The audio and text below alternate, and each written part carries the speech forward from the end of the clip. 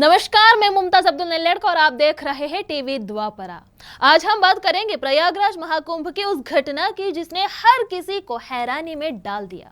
एक 13 साल की लड़की जो संन्यास लेकर सुर्खियों में आ गई थी, उसका संन्यास मात्र 6 दिनों के अंदर वापस हो गया।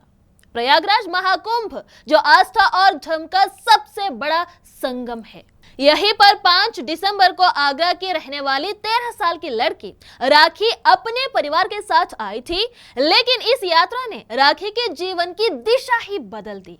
राखी ने महाकुंभ में नागा साधुओं को देखकर संन्यास लेने का निर्णय लिया। परिवार ने भी उसकी इच्छा का सम्मान किया और उसे श्री पंचदशनाम जूना अखाड़ा के महंत कौशलगिरी को गुरु के रूप में सौंप दिया।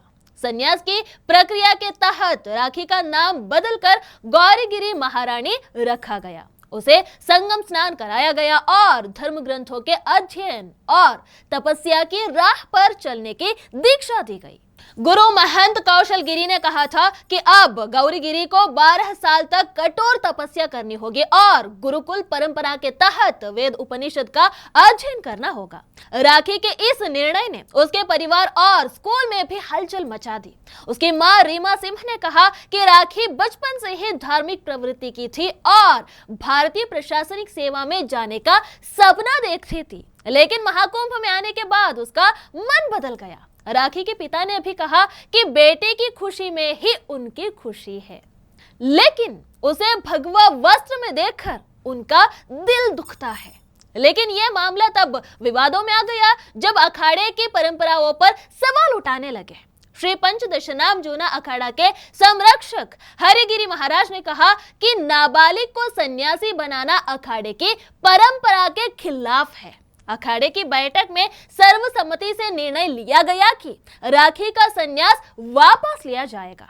इसके साथ ही महंत कौशलगिरी को 7 साल के लिए जूना अखाड़े से निष्कासित कर दिया गया। उन पर नाबालिग को गलत तरीके से शिष्य बनाने का आरोप है। यह घटना एक बड़े सवाल को जन्म देती है।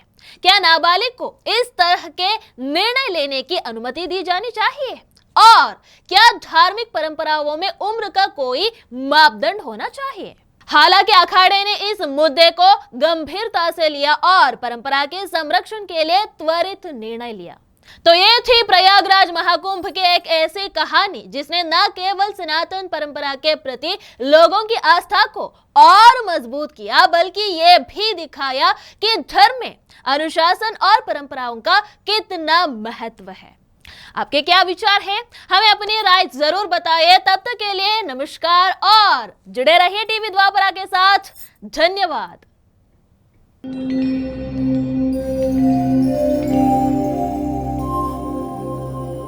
टीवी द्वापरा, संभवामि युगे युगे।